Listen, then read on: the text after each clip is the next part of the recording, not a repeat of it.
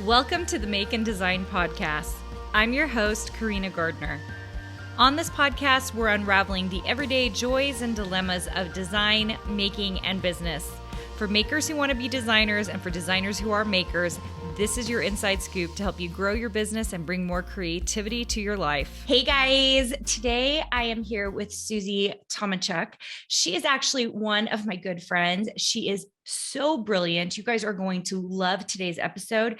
Every time I get a little bit deeper with Susie, I start to look at things in my life differently. So I'm hoping you guys get that today. It is amazing.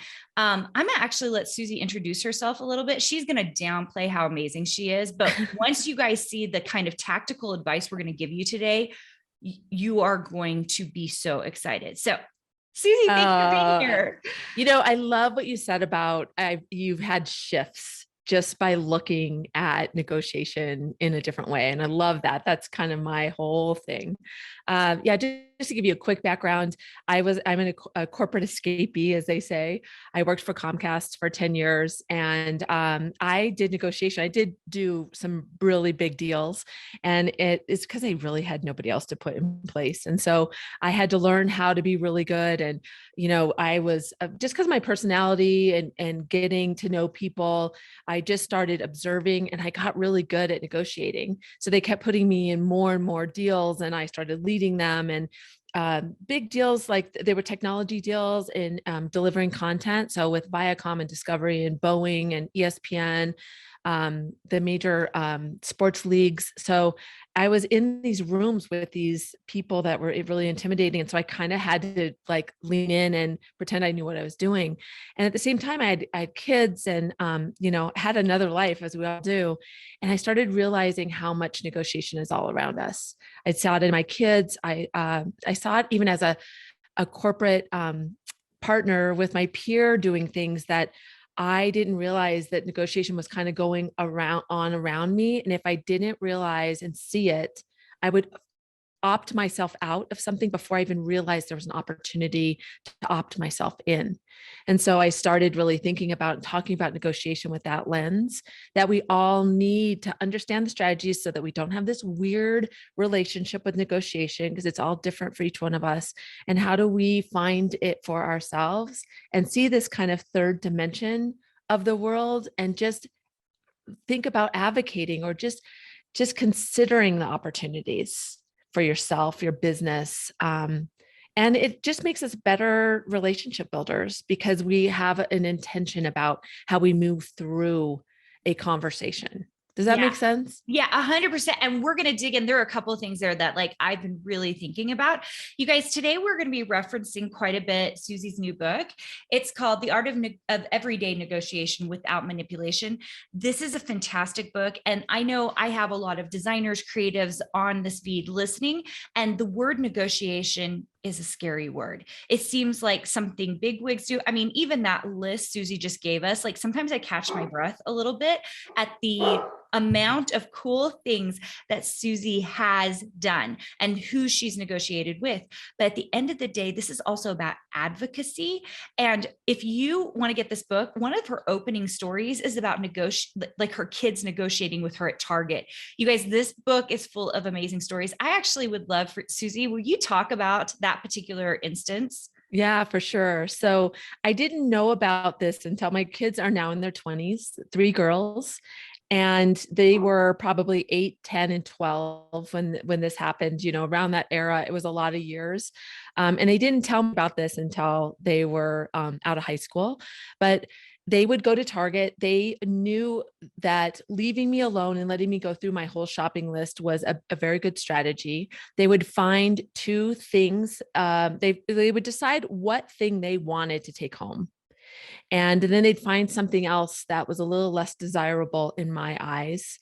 They would think about the timing of when to present this thing to me. They would consider who had the most relationship equity, who had been doing the nicest things for me or doing their chores.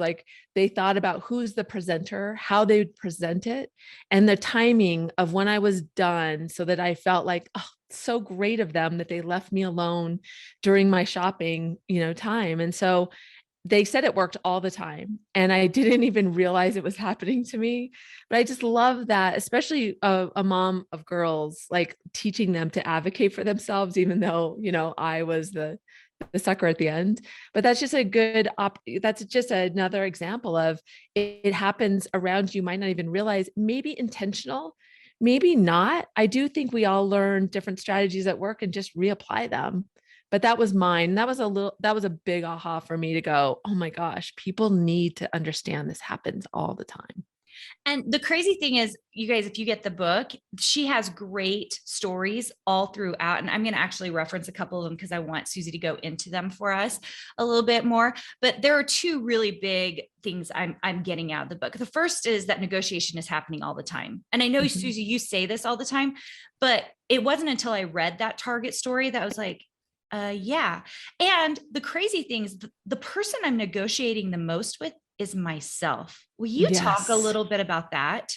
Oh, it's so crazy. We get in our own way. We even say like, I'm going to advocate for myself in this opportunity. And we look for this specific opportunity as if there's going to be a cue card that says, now's the time to advocate for yourself.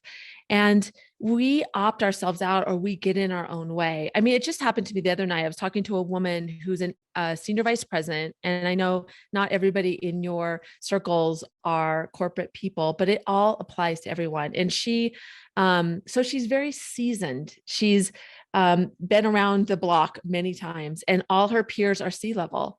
And she's doing the work. The board members have given her accolades. Her boss says she needs to advocate for herself. And they just gave her a bunch of money and bonuses. And she goes, there's a lot of reasons why they're not giving me the title. It's not the right time. The people before me. And I'm like, Amy, like, no, you need to do this. And it was so interesting because she did have to kind of pull herself back and go, oh, you're right. I'm making all these excuses as to why. And she was even saying, oh, I don't want to be about the title. That's not who I am. And so it is like, we don't even realize, like, somebody like that knows better. That's the reason I wanted to use that example. Like, you would say, well, she would absolutely advocate for herself. But even somebody at that level that is in that corporate environment gets in her own way and rationalizes it. Like, I almost had to shake her and go, look what's happening to you. If this was somebody else, your advice would be, go for it. It would be totally different, right? Mm-hmm. We'll negotiate ourselves down, but we'll like buoy someone else up. I was thinking about this yesterday. I was negotiating with myself about a particular task on my list.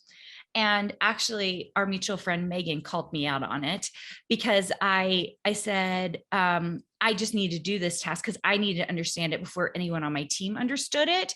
And she was like, you don't have time. And it's a clear and easy task. Why aren't you handing it off to someone else? Mm-hmm. And I kept making excuses like, I need to understand the process first. And if I don't understand, then I can't give it to a team member. And my team members are all busy. So I'm the CEO. And yet I just kept negotiating that I had to be the one to do it, even though I literally had zero time. Yes, I totally agree. And I'll give you an example of me as a business owner.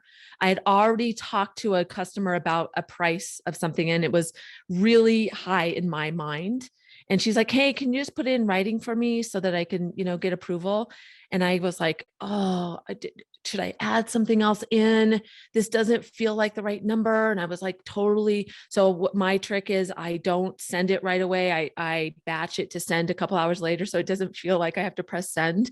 And I was just anticipating this email back.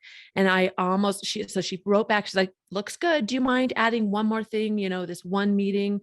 And I had to stop myself from replying and going, yes. And I'll give you 5 more of these. And because I was so excited about, oh, thank goodness she's okay with the number. And I said, just, I could tell I was triggered. I took a couple hours and then I responded to her and said, sounds good. I'd be happy to give you that one thing. And so we get there's so many different views of that. And it happens to us in so many moments during the day. It's so true. And Design Suite members, I am thinking about you guys. I know you guys listen to this podcast, and as soon as I knew that Susie was going to come on, I was thinking about you guys, because very often you guys will say to me, or I'll hear you guys say to even each other, like, I'm not worthy enough, or I'm not good enough. Those of you who have big dreams to get big fabric contracts or whatever, like, even though I start you on digital, it's not because I don't believe you could get the fabric contract. In fact, you should say, I'm going to get the big fabric contract. I just had a discussion with one of our members yesterday who is doing digital right now, not even digital fabric, but I said to her, she told me she had this opportunity. And I said, that's it. That's the opportunity. And let's take it, and we'll take it this way. And she hasn't let go of the big dream, because I don't know if she knows she's worthy yet, but she is. And all of you are worthy of all the things. And that seems like it's part of this whole advocating for ourselves thing. Susie, what do you think? Yeah, absolutely. What's the worst that can happen? Somebody says no. You put it out there, just see what they say. If they say no, that's data, that's information. And if they say no, don't get like, oh, they said no, and like get curious, ask questions, help me understand, like, what would it take? Don't come off your number, but be like, what can I make to make it better or different? Or what are the things? Maybe it's timing. You don't assume, go with this idea of curiosity. Because what happens is when we start getting in our own head, we create the story, and we're so kind of like, we want to get out quickly that we're just like, okay, never mind.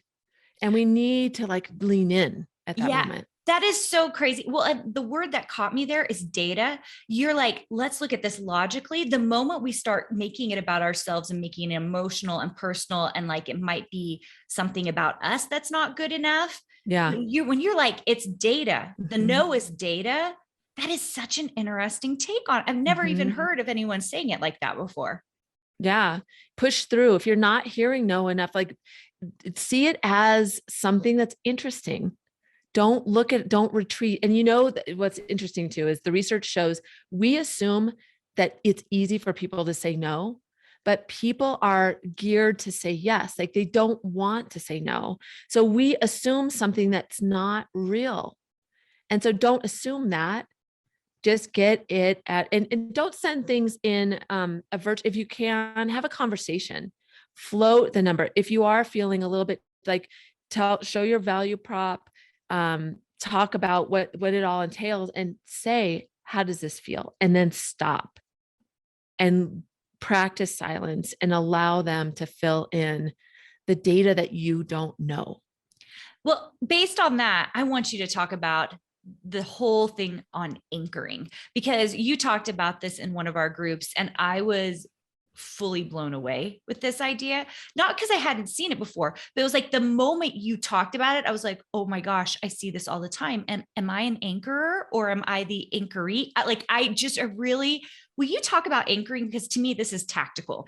Yeah. And I love how you're just intellect, because the minute you heard it, you flipped it on its head and you applied it in the exact opposite way. So once I explain it, you'll have to explain that way that you looked at it, which I loved.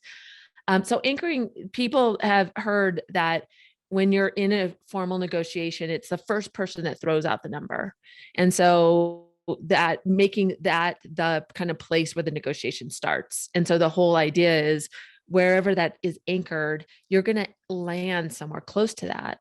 But I like to expand the idea of anchoring and think about it in the context of seeding an idea, anchoring the value of it.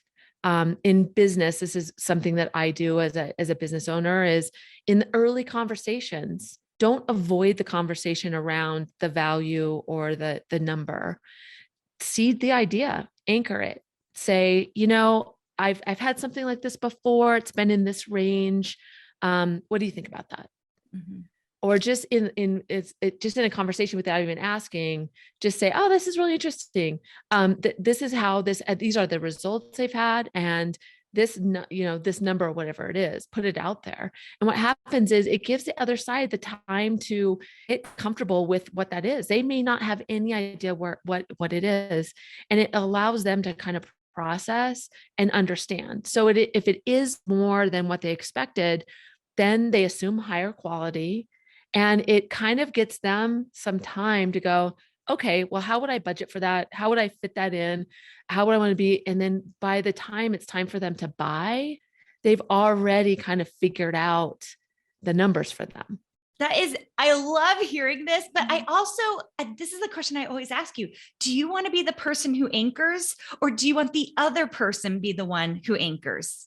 Yeah. And you have strategies around this. Yeah. If you're really clear about what your value is, and if you, and you know where you want the negotiation to end, you should anchor, put the idea out there, or throw the number out. But if you don't, asking for their budget or understanding their number, or if you've done this before, that's the other thing. We assume that the other side is a seasoned negotiator, and they're not always.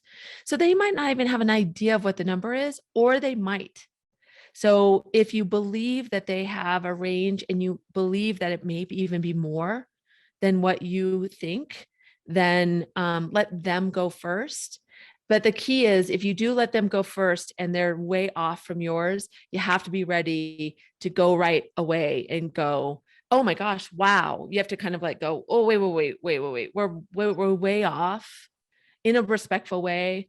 We're way off. Let's talk about that. What components can we maneuver? Can we take out? I can get closer to your number, but we got to talk about this.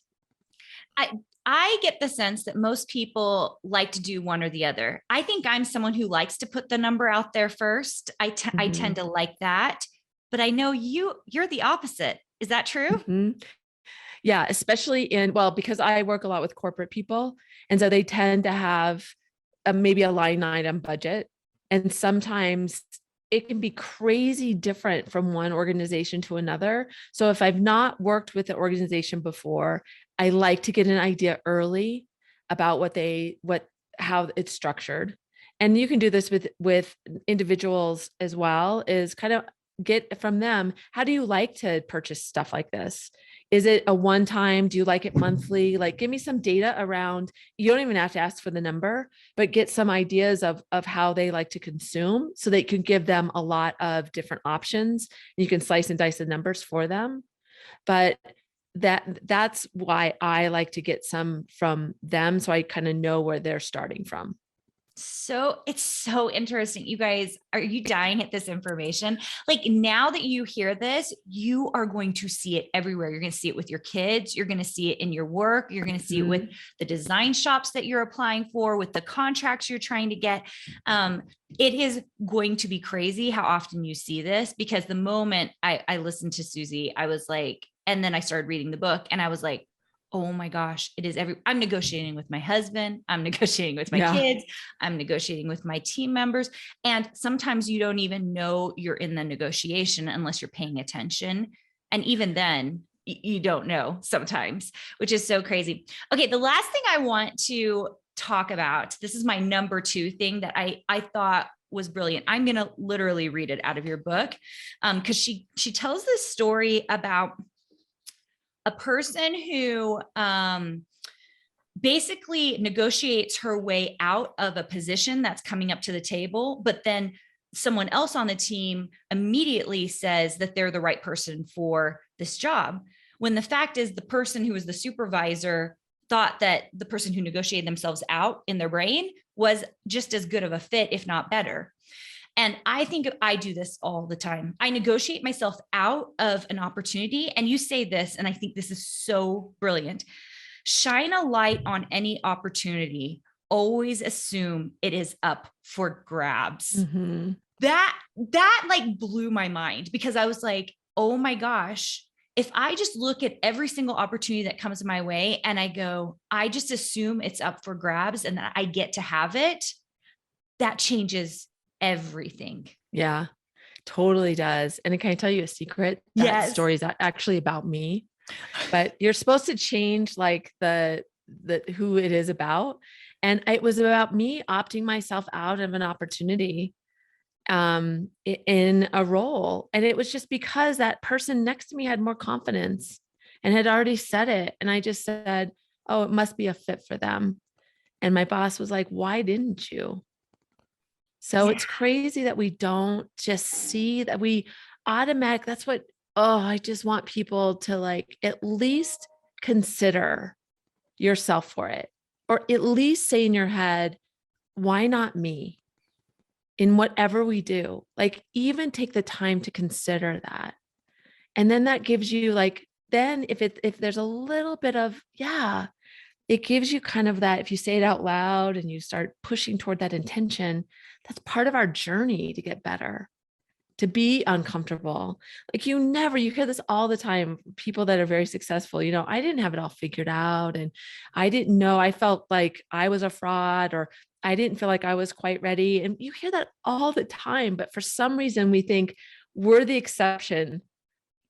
We are, but we need to like embody that so that we can at least opt ourselves in, or just consider it for ourselves. If nothing else, change the talk track in here and see it and say, why not me? I feel like the why not me is even clearer than the thing that I feel like I've been saying to my design suite members. Actually, I just said it in one of our squad meetings. I said, you guys, very often I see two designers right next to each other. They're literally exactly the same in output. Like their design work is literally the same. And I can tell you who's going to make it and who's not. It's always the one who believes in herself. Mm-hmm. Always. It's crazy. It is always crazy. Yes. I will see the exact same design work. And I see it when I was creative director. I saw it in my 15 designers. I saw it when I was the owner of Mini Lou, and I had designers for that. Literally the ones who succeeded, it was always the one who believed in herself.